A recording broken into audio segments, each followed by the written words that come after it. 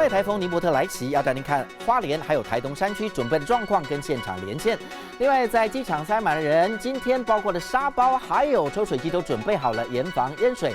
以及嘉义的霹雳战警今天进行搜索，一位拥枪自重地下钱庄男子差点枪战发生。还有到 KTV 唱歌吃到发霉吐司，KTV 人员还呛瞎说我们会付医药费。